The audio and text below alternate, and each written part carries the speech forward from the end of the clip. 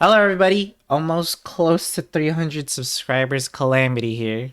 That's a long title. And today we're looking at the Akasha database. This is a website that has a bunch of Spiral Abyss data, and this is also where I get the source of my other, like if you've watched my other videos where I cover the Spiral Abyss and I look at like the most popular characters, the most popular teams. It's been hard to find a solid website, but I've tried to look for multiple sources, and so far the Akasha database is probably my favorite one that I've seen so far. I'll definitely try to check out others if I can find them, but the website has basically a very small sample size because I don't think a lot of people know about the website itself and uploaded their own data, because you can see this is the sample size. It has quite a bunch of players based off AR here. I would just say like a couple thousand players are used in this database. So obviously there are millions of players in Genshin Impact, but of that gigantic player base, we're not really sure how many of you are actually doing the Spiral Abyss. It's not a complete representation, of course, but it's a decent sample size, I would say. We're just gonna go over the teams today, but I just wanted to showcase the site. On the top, I mean, you can see the most popular characters. I don't think it's a surprise to anybody that the top used characters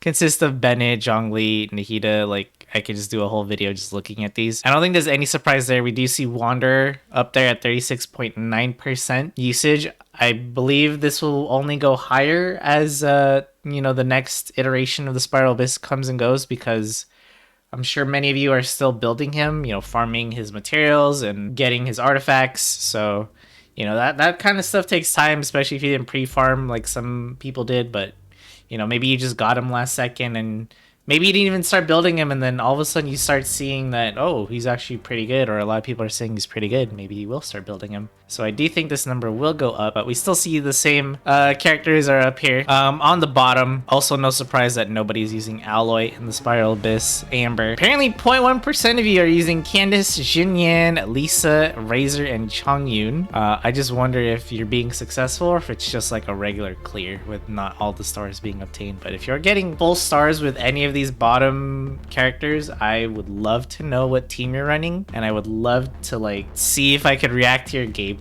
I would love to just see how you do it. It would be very interesting to look at. Now let's take a look at the teams. So we're just gonna look at the most used teams in general. On top, the number one most used team on the Akasha database is of course going to be Raiden's international team, once again taking the top spot.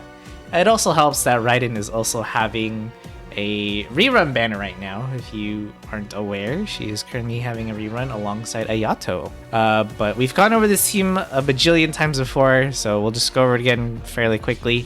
But this team uses Bennett, Xingqiu, and Xiangling. Basically, you have Raiden be both the main DPS and the battery of this team, as she is able to refill their bursts.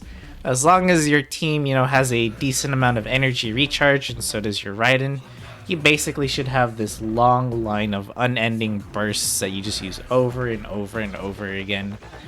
Basically, just keep bursting down until your enemy dies. And that is why this team is so strong and very, very dependable. It doesn't matter if it's single target.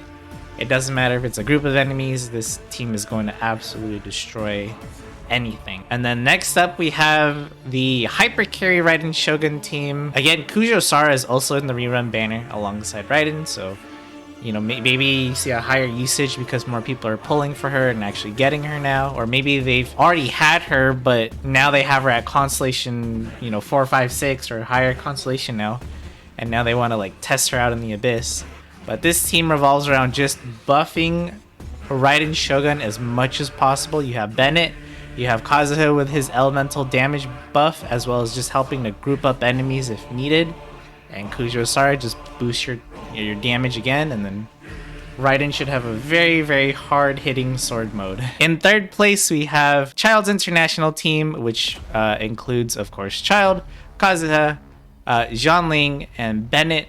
Bennett and Kazuha here to provide elemental damage buffs, as well as healing from Bennett. But you also have Xiangling here to provide AoE damage, as well as a constant stream of Vaporize for Childe's attacks, making it a very strong option, very free to play, friendly option. If you don't have Kazuha, of course, you can just use someone like Sucrose. Next up, we have just basically the same team in fourth place, but instead of Xingqiu, you put in Yelan.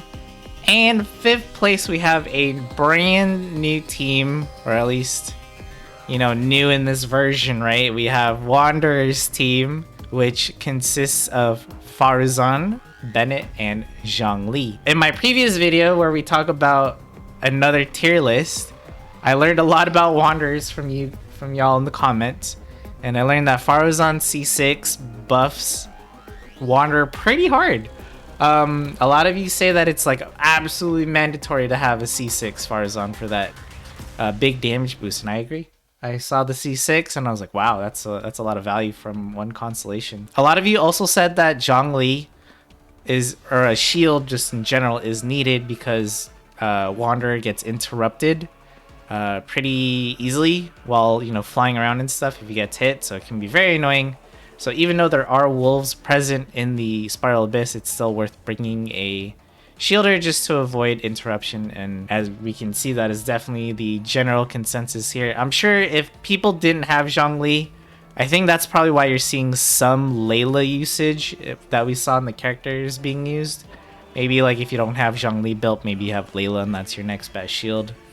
As long as he has a shield. And then Bennett is here, of course, for healing and damage boost to Wanderer. I'm sure he still gets buffed, right? Even if he's like floating above the burst of Bennett, right? He still gets that buff. I just thought you had to be like touching the circle or be like, you know, as long as you're in it, I think it'll count. Just don't fly out of it. But yeah, this is definitely making me wish I pulled for Wanderer, but maybe in the future. And we have Melt Ganyu in the 6th most used team. Is going to be Melt Ganyu. This makes sure you teammates with Xiangling and Bennett.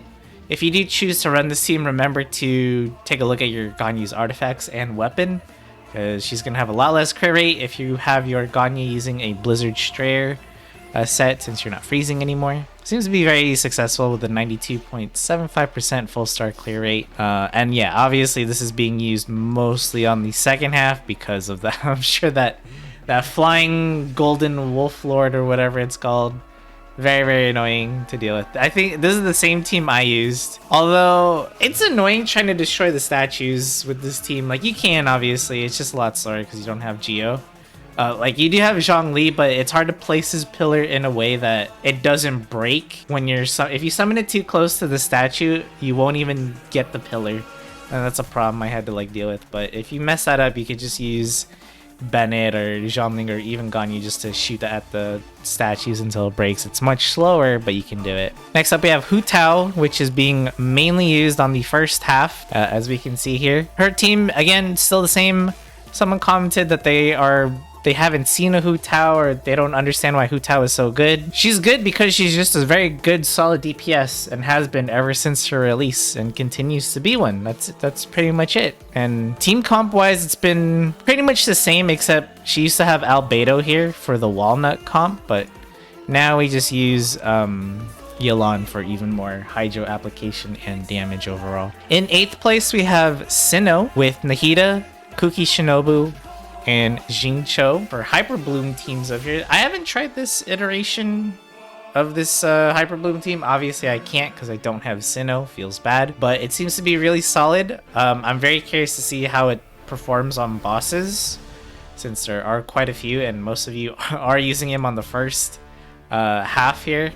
Apparently, a very small percentage, I mean, of you are using him on the second half, but I'm very curious to see how he performs against the Mechanical Array and the Jade Plume Terror Shroom. 8th place, I believe they went down in usage a little bit, and I think this is not because they're worse or anything, just newer characters like Wander kind of like push them down a little bit because everyone wants to try the new character, right? Nilo is still strong, a very strong team comp down here, very successful, used in the second half. I can definitely see why. Again, the Golden Wolf Lord and then the wolves at the second half of Chamber 3. Definitely lots of damage needed there. And hey, we have Ayato. Ayato being used. It does help that his second rerun banner is currently, or his first rerun banner, excuse me, is currently going on right now. And he is being used with Nahida, Kuki Shinobu, as well as Zhongli. Now, is this some Hyperbloom stuff going on? That's actually kind of interesting. I really I want to see how well that performs, actually. Seems to be pretty good with a 98.12% full star clear rate. I don't think too many people know about it though. It seems to be having a low usage, but you know, some more famous YouTubers or streamers out there start using this team. I think it'll catch on. I don't want to make this video too long because we could look at, you know, teams all day. So these are the top 10 teams that are being used in the Spiral Abyss, the current Spiral Abyss, mind you. I'm curious to know what your thoughts are on these teams. Is there any surprises? Do you have a team that you think is really good in the Spiral Abyss but is very underrated? Let me know in the comments down below. I look forward to reading all of them. And with that being said, thank you so much for watching. Subscribe if you like the content, and I'll see you in the next video.